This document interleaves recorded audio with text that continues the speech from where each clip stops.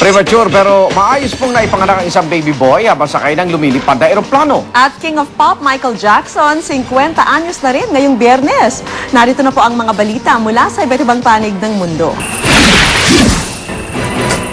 Nag-alas sinturo ni Judas ang imbakan ng armas sa Ukraine matapos magkasunog doon. Sa tindi ng pagsiklab, mahigit 1,000 residente ang kinailangan magsilikas.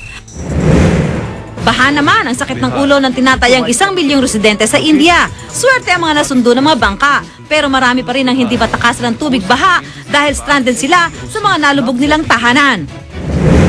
Formal nang idineklarang nominee ng Democratic Party sina US Senators Barack Obama at Joe Biden sa pagkapangulo at pagkapangalawang pangulo ng Amerika. Naging emosyonal pa nga ang asawa ni Obama na si Michelle. Malakas naman ang palakpakan ng lahat, kabilang na ang nakatunggali ni Obama na si Senator Hillary Clinton. Olympics naman ng mga bombero ang tampok sa United Kingdom. 3,000 firefighter mula sa 34 na bansa ang magtatagisa sa paghila ng hose, pag-rescue ng mga kunwaring biktima at pag-akyat ng matataas na pader. Pero ngayon kasi simula pa lang ng patimpalak, pabunggahan muna sa parada ang inatupag nila sa saliw ng tradisyonal na Hakka Dance. Wala pa mang passport, jet setter na agad ang sanggol na ito. Ipinanganak siyang premature ng ina niyang Indian national habang nasa eroplano papuntang Australia. Swerte naman dahil hindi lang isa, kundi 4 ang doktor na sakay ng eroplano. Kasunod ng Queen of Pop, ang King of Pop naman na si Michael Jackson ang magdiriwang ng kanyang 50th birthday ngayong Biyernes. Bagamat medyo naglaylo ang karir at nasangkot sa iba't ibang kontrobersya, marami ang nag-aabang sa mga bago niyang collaboration kasama ang mga pinasikat niya ngayon sa music industry. Para sa Saksi, ako si Susan Enriquez, nag-uulat. Dalawang piloto at 7 crew. May 2 pa palang sakay na sundalo ang eroplano.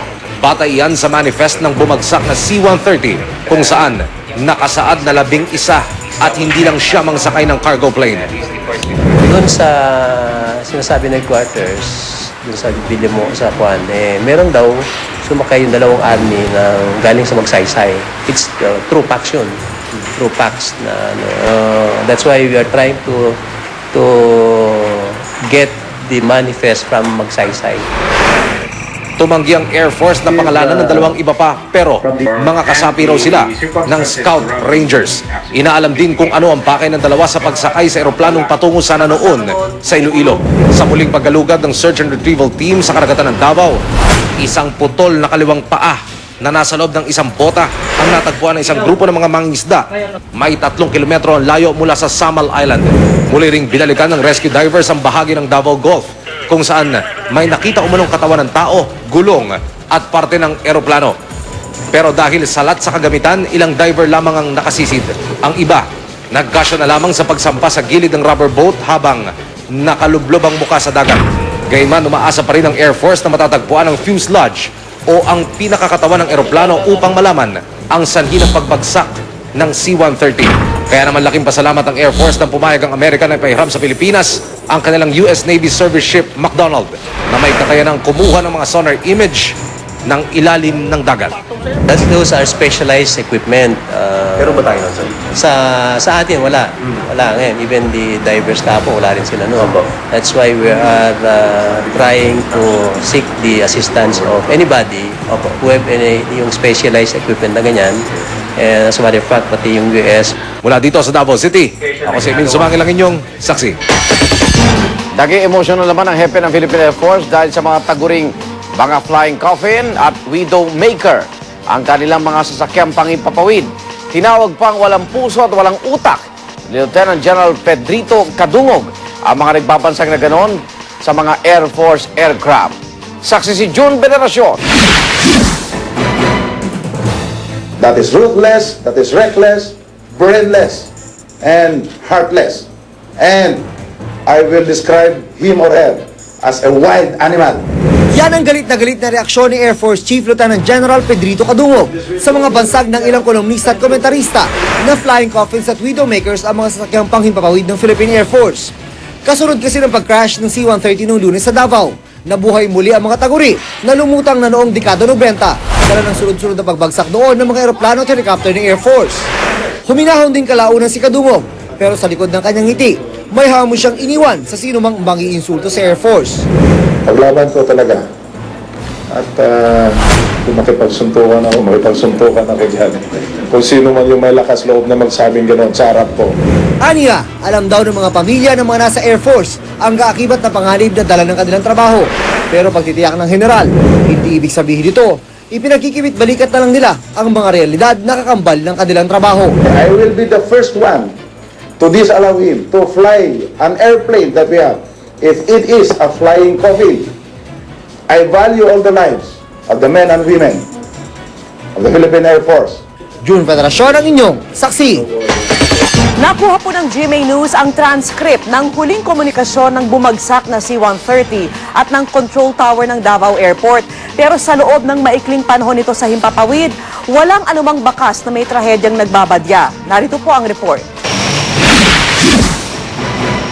Wala nagkakalang may nagbabadyang trahedya Lunes ng gabi nang lumipad ang C-130 ng Philippine Air Force patungo sa ng Iloilo. Sa loob ng maikling higit kumulang 9 na minuto mula na mag-take off ang siniwing palad na eroplano, walang natanggap na namang distress signal ang control tower. Batay sa nakuha transcript ng GMA News ng komunikasyon ng C-130 at ng control tower ng Davao International Airport, walang anumang bakas maliban sa katahimikan. 8:50 PM, humingi ng permiso ang C-130 sa tower para makapag-taxi sa runway. Pero hindi ito pinayagan dahil may papalabas na commercial plane sa runway. 8:51, nagradyo ang Davao Tower sa C-130 kung handa na sila. Binigay ang wind coordinates. Sumagot ang C-130, handa na sila. Makalipas ang 3 minuto, nasa Himpapawid na ang eroplano. Sinabihan ng tower ang C-130 na kumontak na sa Mactan approach. Kasunod nito, ang paalaman ng Davao Tower at ng eroplano. Good night, ma'am, ang mga huling salitang narinig mula sa C-130. 8:58 PM, 2 beses na tinawagan ng tower ang C-130. Wala na sagot. Makalipas ang 1 minuto, tinawagan muli ang eroplano. Wala muling sagot, maliban sa unintelligible noise na natanggap ng tower. Lumipat pa ang tower sa ibang frequency at sinubukan muling tawagan ang C-130. Pero wala nang muling narinig mula sa grupo ni Major Manuel Zambrano. Para sa saksi, Oscar Oida, Sa karagdagang balita, patuloy po tumutok sa GMA News and Public Affairs.